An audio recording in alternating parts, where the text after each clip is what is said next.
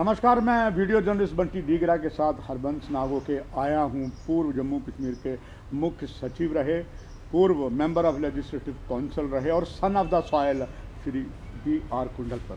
Sir, thank you very much. धन्यवाद, आपने sir jail के मीडिया को समय दिया। बहुत बहुत धन्यवाद हरबंस जी, आपसे मिलकर हमेशा अच्छा लगता है, बहुत अच्छा लगता है। सर, आप तो अनुभव का खजाना है और इस वक्त जो स्थिति बनी, हर शख्सियत जम्मू कश्मीर को बाहर की चाहती है कि हमारे केंद्रीय गृह मंत्री ने अनाउंस अभी हाल ही में एक किया है कि डिलिमिटेशन की जब ये पूरी रिपोर्ट हो जाती है उसके बाद चुनाव या तो इस साल या अगले साल होंगे। आपका असीम अनुभव ऑनरेबल B.R. कुंडल साहब दर्शकों को बांटना चाहूँ। देखिए, ये तो बहुत अच्छी खबर है कि इलेक्शन स्टेट में होने भी चाहिए, क्योंकि जब तक पब्लिक के नुमाइंदे चुन के नहीं आते लोगों की एस्पिरेशंस पूरी नहीं हो सकती। जो पब्लिक से नुमाइंदे चुन के आते हैं ना, उनको पब्लिक का एक, जिसको कहते हैं ना, पल्स पता होता है। उनको एक पूरी उनकी वो चीज़, हर चीज़ छोटी से छोटी पता होती है और वो अच्छे तरीके से लोगों की जो मुश्किलात हैं, जहाँ उनकी जो समस्याएं हैं, जहाँ उनके जो हल हैं, वो अच्छे तरीके से प्रोजेक्ट करके गवर्नमेंट के उसके ऊपर फैसला करवा सकते हैं। डिलिमिटेशन कमीशन, जैसे ठीक कहा, डिलिमिटेशन कमीशन की रिपोर्ट पहले कंप्लीट हो जाए, कमीशन की रिपोर्ट आ जाए, वो एक्सेप्ट हो जाए, उसके बाद अगली प्रोसेस जो है वो चलेगी। तो डिलिमिटेशन कमीशन के ऊपर मैंने बहुत गौर से, बड़ी डिटेल से, क्योंकि वो पब्लिक डोमेन में आई नहीं, जो भी रिपोर्ट शेयर हुई वो एसोसिएट मेंबर्स के साथ हुई और थोड़े बहुत उसके एक्सपर्ट्स हैं वो पब्लिक डोमेन में आए और उसके ऊपर लोगों ने अपने तो असरात दिए।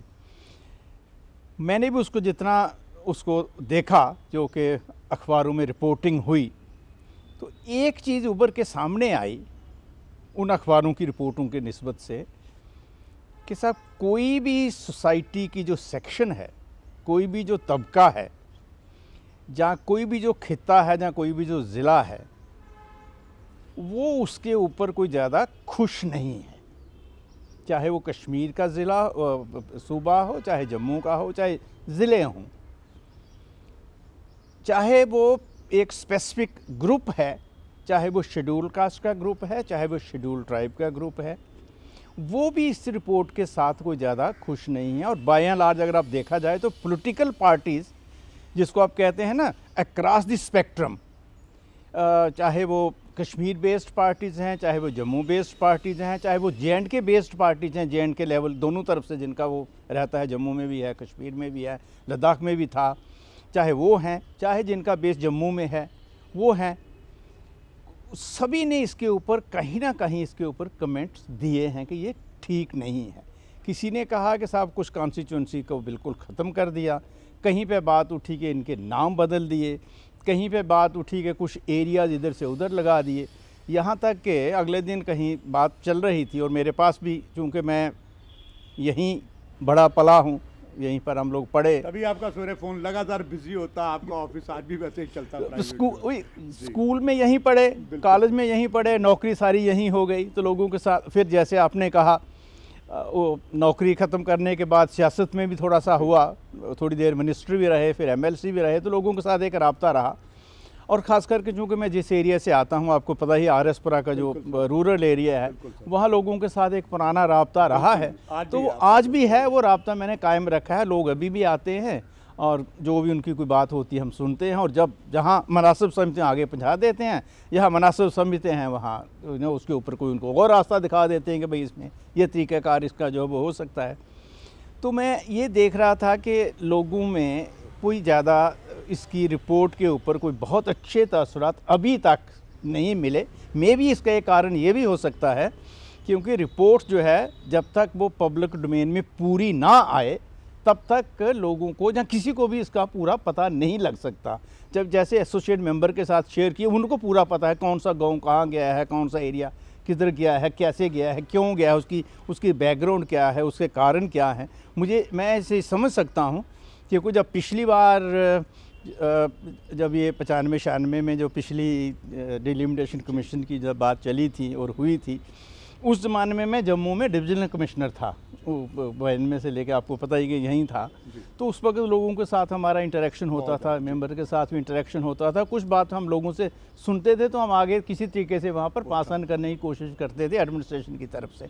सब ऐसे ऐसे जो है लोगों की वो फीडबैक आ रही है, इस वक्त क्या हुआ क्या नहीं हुआ, क्या कारण बने, वो है नहीं। लेकिन जो देखा जाए मोटे मोटे तौर पर तो कुछ लोगों में, जैसे मैंने पहले कहा, हर हलके के अंदर इसके ऊपर कोई थोड़ी सी रिजेंटमेंट और कुछ रिजर्वेशंस हैं। और मैं जाती तौर पर समझता हूँ कि रिजर्वेशन तभी दूर होंगी जब वो पूरी रिपोर्ट पब्लिक के सामने आएगी। बी आर कुंडल सर, आपने खुद देखा है कि इस वक्त जो सरकार है एनडीए की, उन्होंने हमारे देश में कई नामों को बदला है। जो अंग्रेज़ों के नाम थे उनको उन्होंने भारतीयता के नाम में लाया है। ये अच्छी बात है एक तरफ से देखा जाए, ज़्यादा तो उसका स्वागत हो रहा, कई जगह विरोध भी हो रहा। मगर सर, दर्शकों के लिए ये जानना चाहता हूँ आपका अनुभव बी आर कुंडल सर, हमारे यहाँ जो नाम थे, अगर मैं अंतर्राष्ट्रीय धरोहर पर करूँ तो सुचेतगढ़ एक नाम है, मगर सुचेतगढ़ में जो गराना में वेटलैंड है, पूरे विश्व के पंछी आते हैं, लोग देखने जाते हैं। उस गराना वेटलैंड को भी ख़त्म कर दिया गया, सुचेतगढ़ को भी ख़त्म कर दिया गया। पूज्य महात्मा गांधी जी का नाम से ये गांधीनगर, यहाँ पर जहाँ आपके पास ही आपके आवास पे बैठे हुए, गांधीनगर कॉन्स्टिट्यूंसी में गांधी जी का नाम जिंदा था। आज ऑनरेबल बी आर कुंडल साहब गांधीनगर का नाम ही इन्होंने उससे गायब कर दिया। हजरत बल, जहाँ मोए मुकद्दस हजरत सबका बाल था, वो गायब कर दिया। और बहुत सी कॉन्स्टिट्यूंसियों का सर नाम हब्बा कदल का ख़त्म कर दिया। तो सर, ये मानसिकता क्या कहती है डिलिमिटेशन कमीशन? अब जैसे मैंने पहले कहा कि अब क्या वजूहात हैं, किन पे क्यों ऐसा लिया गया, इसके ऊपर ऐसा फ़ैसला, कहीं ना कहीं वो रिपोर्ट के अंदर तो दिखेगा। जब तक वो पब्लिक डोमेन में नहीं आती तब तक हम लोग अपनी कैसराई नहीं लगा सकते हैं। बिल्कुल सर, आपने बिल्कुल सही कहा। सुचेतगढ़ की एक सुचेतगढ़ जो कस्बा है, जो सुचेतगढ़ गांव है, उसकी एक अपनी इंपॉर्टेंस है। वो आज की नहीं है। पाकिस्तान के सर वहीं पर जो ऑक्ट्रे पोस्ट है, सब कुछ वहाँ पर है। आज का नहीं है, ये महाराजा के वक्त का है। और रेल की लाइन आज भी सर उसकी आज भी वही है सुचेतगढ़ में ऑक्ट्राई पोस्ट। जब हम लोग जब हम यहाँ जो हमारी रियासत अलग थी, जो हमारी जो किंगडम थी, तब भी सुचेतगढ़ की एक अपनी इंपॉर्टेंस थी और आज भी है। मैं कुछ देर पहले धर्मर्थ ट्रस्ट का प्रेसिडेंट भी था। हमारा अपना वहाँ पर एक बहुत बढ़िया एक एस्टेब्लिशमेंट है, एक पुराना टेम्पल है, इतना खूबसूरत मंदिर है, ज़मीनें हैं। और सुचेतगढ़ और जो है वो एक महाराजा के नाम के ऊपर एक गांव का नाम रखा गया।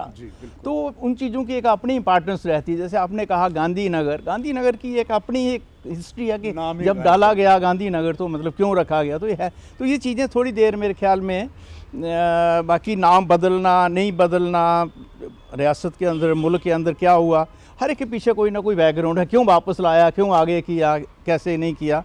तो मेरे ख्याल यहाँ हमें अभी थोड़ी देर और इंतज़ार करना चाहिए, जब तक कि पूरी तरह से रिपोर्ट हमारे सामने नहीं आ जाती। ठीक है। ऑनरेबल बी आर कुंडल साहब, कुछ ऐसे राजनीतिक दल हैं और उन्हें कहा जाता था ज़्यादा उनका वर्चस्व जो है वो कश्मीर घाटी में है।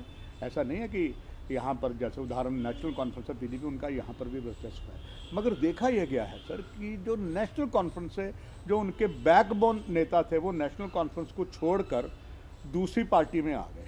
और उसमें सबसे बड़ा एक और आघात लगा, जो एक बहुत बड़े नेशनल कॉन्फ्रेंस के नेता रहे हैं स्वर्ण कोट से, और वो पहाड़ी के लिए संघर्ष करते रहे हैं, बुखारी साहब, उनको भी उन्होंने, मुश्ताक को उन्होंने भी खफा होकर, जिस तरह डॉक्टर फारूक अब्दुल्ला साहब ने उनसे बिहेव किया, उन्होंने पार्टी से त्यागपत्र दे दिया।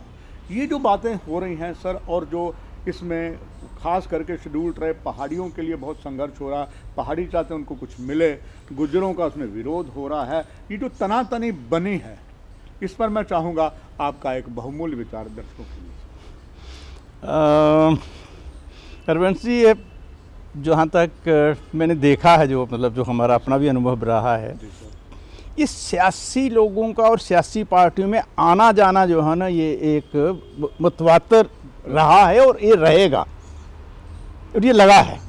कोई इलेक्शन के पहले होता है, कोई इलेक्शन के बाद में होता है, लेकिन ये बंद नहीं होता। और कोई किसी के साथ किसी की कोई कहे कि साहब वो बहुत ज़्यादा लॉयल्टी है, वो नहीं रहती। इनकी लॉयल्टी जो है वो शिफ्ट होती रहती है। जो किसी के साथ कोई फिलासफी नहीं जुड़ी किसी वक्त के ऊपर, या किसी के साथ किसी वक्त कोई उनका राय नहीं आपस में नहीं मिली, तो ये आपस में उधर उधर चलते आलते रहते हैं। नेशनल कॉन्फ्रेंस का भी एक अपना इस रियासत जम्मू कश्मीर में उनका एक अपना एक रोल रहा है। एक यहाँ की रूलिंग पार्टी रही है, बहुत सालों तक रूलिंग पार्टी रही है, और उनका जो से था एक ज़माने में पूरी रियासत में था, लद्दाख है, जम्मू है, कश्मीर है, सब जगह पे था। बहुत सारे लोग वहाँ से निकल के उधर गए हैं। वो बेसिकली जो गए हैं असली तो वही बता सकते हैं कि वो उन्होंने क्यों छोड़ा। लेकिन जैसे मैंने पहले कहा, ये आना जाना तो लगा रहता है और ये लगा रहेगा। ये इसके ऊपर जब तक कोई ऐसा कानून ना हो, जैसे वो एंटी डिफेक्शन बिल बना, लॉ बना, लेकिन वो है इलेक्शन के बाद, उससे पहले लोग चले जाते हैं, आते रहते हैं, ये लगा रहेगा और ये चलता रहेगा। इसके ऊपर कमेंट करना बहुत मुश्किल है, ये वही बता सकते हैं उन्होंने क्यों किया। अबियर कुंडल साहब, मुझे याद है, मैं प्रत्यक्ष प्रमाण हूँ कि यहाँ किसी भी पद पर रहे हैं, एज ए डिपकॉम रहे हैं, चीफ सेक्रेटरी रहे हैं, जम्मू में रहे हैं, तो सवेरे यूनिवर्सिटी जो सुबह सैरगाह होती है, वहाँ सभी आप जैसे समृद्ध नागरिक जाते हैं। आपकी वो लगातार तब भी चलती आ रही थी, अभी भी चलती आ रही है, वो तो एक बहुत अच्छी बात है सर। मगर ये जानना चाहूँगा, और ये सारा कुछ देख के आपने क्या बदलाव यहाँ महसूस किया? कि कुछ लोग कह रहे हैं ब्यूरोक्रेसी यहाँ पर एक मार्शल लॉ टाइप कर रही है। बहुत सा जो अनुभव दर्शकों के लिए बांटना चाहता हूँ, और साथ साथ ये भी जानना चाहता हूँ, how you keep your body fit. बहुत अच्छी बात करी आपने ब्यूरोक्रेसी के ऊपर। देखिए, मुझे जो पिछला यहाँ एक स्पेल रहा गवर्नर रूल का, मैंने बड़ी क्लोजली 5 साल यहाँ पे गवर्नर रूल के अंदर मैं जम्मू में डिविजनल कमिश्नर रहा, 92 से लेके 96 तक। इलेक्शन भी हमने 96 की यहाँ पे करवाई। शायद ही कोई ऐसा ज़िला है, मैं ज़िला तो खैर बहुत ऊंची बात है, मैं तो कह रहा हूँ शायद ही कोई ऐसी सब तहसील हो, शायद ही कोई, हाँ पोलिंग से सब न्यायबत जब ब्लॉक ऐसा नहीं रहा होगा, यहाँ पर हम लोग नहीं पहुँचे, नहीं गए। और हम लोग खाली दिखावे के लिए नहीं गए, बल्कि हम लोगों ने पाडर और पोगल परिस्तान जैसे इलाके, माहौर और गुलाबगढ़ जैसे इलाकों में पूरी की पूरी प्रोविंशियल ऑफिसर्स की टीम ले जाते थे, ज़िला अफसरों की टीम ले जाते थे साथ में, वहाँ रात भर रहते थे, लोगों से मुलाकात होती थी, लोगों की समस्याएं सुनते थे और उसका हल निकालते थे। आज मुझे बड़ी खुशी होती है बताते हुए कि जब मैं देखता हूँ, आप जानते हैं आरएसपुरा के अंदर एक अरनिया करके एक कस्बा है, बहुत बड़ा कस्बा है, अब तो तहसील बन गई है, उसको जाने के लिए कोई पुल नहीं हुआ करता था, जहाँ पर मरण व्रत हुए, लोगों की डेथ भी हो गई, नहीं बन सका। हम लोगों ने उसको बनवाया, मुकम्मल किया। जम्मू शहर के अंदर ट्रैफिक का इतना बुरा हाल था कि कोई मतलब सोच नहीं सकता था कि बीसी रोड के ऊपर गुजरना उस वक्त इतना मुश्किल होता था कि क्या करें इसका। हमने एक फ्लाईओवर का प्लान करवाया और वो प्लान किया और उसको अप्रूव करवाया और अपने ही वक्त में उसको मुकम्मल भी कर दिया। और आज जब हम उसके ऊपर से गुजरते हैं, मैं खुद जाता हूं, तो मन देख के खुश होता है कि अगर हमने ये बताइए कितना अच्छा काम हुआ। अगर नहीं होता तो इस वक्त वहाँ की हालत क्या होती। शहर के अंदर बिजली की हालत थी, पानी की हालत थी, गाँव के अंदर था, पुंछ के अंदर थे कुछ, जो वहाँ का शेर कश्मीर ब्रिज एक बन रहा था उसके ऊपर, डोडा के अंदर तहसील बिल्डिंग बनानी थी। तो हमने काफ़ी ज़्यादा डेवलपमेंट एक्टिविटीज़ उस वक्त लोगों के साथ की। वही नहीं किया, बल्कि उस वक्त मेरे पास इस वक्त सामने नहीं है, हमारे पास कुछ फ़ोटोग्राफ्स हैं उस ज़माने के, जो हमने वहाँ पोगल परिस्तान और दूर दराज के इलाकों में पाडर में जाके लोगों के साथ जहाँ जलसे किए, हज़ारों की तादाद में लोग वहाँ पर आते थे और हमारी बात सुनते थे, हमें सुनाते थे। तो एक लोगों के साथ एक रेगुलर इंटरेक्शन बना रहता था।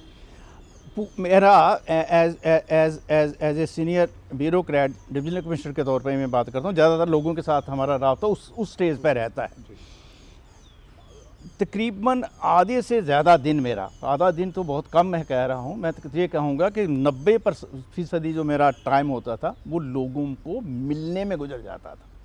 लोग दूर दराज से आते थे, अपनी समस्याएं लेके आते थे, और एक अक्रॉस द बोर्ड, मतलब किसी दफ्तर में कोई किसी को मिलने से इनकार नहीं कर सकता था। इस बात का मैं एक गारंटी करता था कि भैया देखता हूँ कि कौन किसी के दफ्तर में जाता और वो अफसर उसको नहीं मिलता, जो नहीं मिलता पता लग जाता, हम उसकी उसी वक्त उसको उसकी जवाबदेही देते कि भैया में कैसे खाट खड़ी कर देते, कैसे खड़े कर दे, क्यों नहीं तुम लोगों को उसको मिले हैं। और इस तरीके का एक रैपट रहा। आज कहते हुए कभी थोड़ा सा दुख भी लगता है कि हम उस ब्यूरोक्रेसी के हेड भी रहे हैं कि जिस तरीके का आजकल बिहेवियर देखने में आता है वो कोई ज़्यादा अच्छा नहीं उसकी रिपोर्टिंग हो रही, चाहे वो सामाजिक कारकुन हो, चाहे वो सियासी हो, चाहे वो कोई और रिलीजियस हो, किस तरीके के भी हों।